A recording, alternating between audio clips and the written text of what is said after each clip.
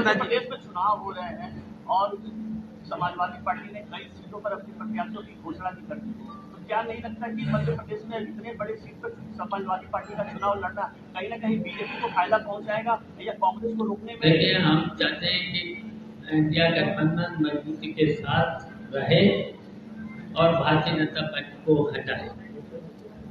और देखिए, कांग्रेस को भी छोड़ना चाहिए था। जो वादा किया था, जो सीटें देने को कहा था, वो दे देना चाहिए था। लेकिन देखा जाए नहीं लग रहा कि और तब भी समाजवादी पार्टी इंडिया गठबंधन के साथ है, मजबूती के साथ है। 2024 में भारतीय जनता पार्टी को हराने। अखिलेश यादव का जो पहले एक बयान आया, उन्होंने कहा कि मैं सीटें मांग नहीं रहा बल्कि मैं सीटें दे रहा हूं। तो इंडिया गठबंधन में सीटों को लेकर अखिलेश यादव के इस बयान को आप किस तरीके से देखते हैं? देखिए, कांग्रेस ने वादा किया था, 2 सीटों पर वादा किया था। ये तो राज्य अध्यक्ष को ही पता है, तो वो सीटें देना चाहिए। तो इसलिए हमारा है, आप भी हम चाहते हैं, पूरी समाजवादी पार्टी चाहती है कि इंडिया गठबंधन में हम 2024 में 2 लोकसभा का चुनाव होगा, मजबूती के साथ इंडिया गठबंधन के साथ रहेगी और भारतीय जनता पार्टी को हटाने में कामयाब रहे। इसलिए मजबूती के साथ इंडिया गठबंधन के साथ। लेकिन कांग्रेस के प्रदेश अध्यक्ष अजय राय का बयान तो आया, उन्होंने कहा कि हम राष्ट्रीय पार्टी हैं, हम अपने स्तर पर भी चुनाव लड़ सकते हैं, हम इतनी ताकत रखते हैं।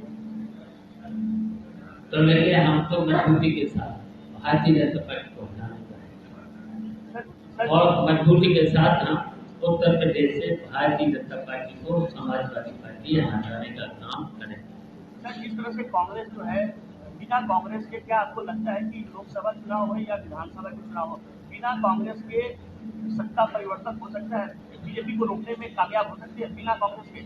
इस तरह से कांग्रेस के खिलाफ देखिए, हम तो चाहते हैं कि कांग्रेस भी साथ रहे, अन्य पार्टियां भी साथ रहे, जितनी भी सेकुलर पार्टियां हैं साथ रहें और जैसे भारतीय जनता पार्टी को 2024 के चुनाव में हटा।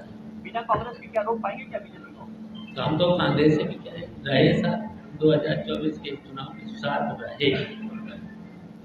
हम मजबूती के साथ 2024 का चुनाव इंडिया गठबंधन के साथ लड़ना चाहते हैं और 5 राज्यों के चुनाव को लेकर जिस तरीके से सीटों के बंटवारे, सीटों को लेकर जो अभी से विचार विमर्श चल रहा था और कहीं न कहीं देखा गया कि आपसी मतभेद भी दिखाई दिया, तो 2024 में किस तरीके से आप सीटों का बंटवारा? देखिए, ये हमारा राष्ट्रीय नेतृत्व बात कर रहा है, अभी भी बात कर रहा है और करते रहेंगे। और हम आपसे कह रहे हैं कि 2024 के चुनाव में हम भारतीय जनता पार्टी को हटाने के लिए 2024 में इंडिया गठबंधन के साथ रहेंगे। तो क्या प्रधानमंत्री का चेहरा चुनने में भी कोई दिक्कत नहीं है? प्रधानमंत्री का चेहरा चुनने में कोई, हमारा जो भी राष्ट्रीय नेता वो चुनेंगे, इसकी चिंता बस करिए, आप लोगों को चिंता नहीं होना चाहिए था।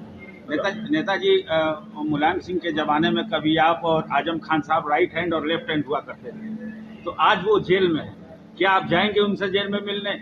बिल्कुल नहीं। कब जाएंगे सर? और साथ जिस तरह तय हो जाएगा, ये आपको थोड़ी तय करना है, ये तो मुझे तय करना है।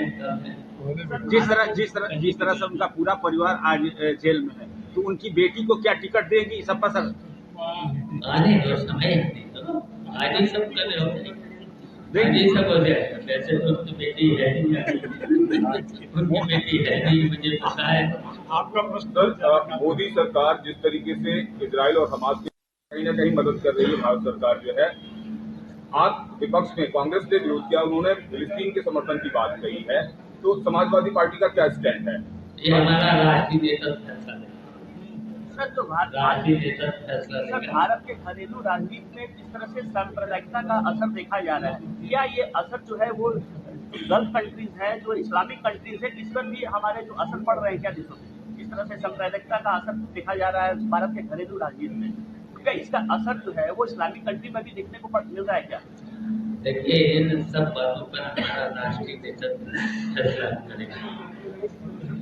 संबंधों पे नहीं लगता कि असर पड़ रहा है?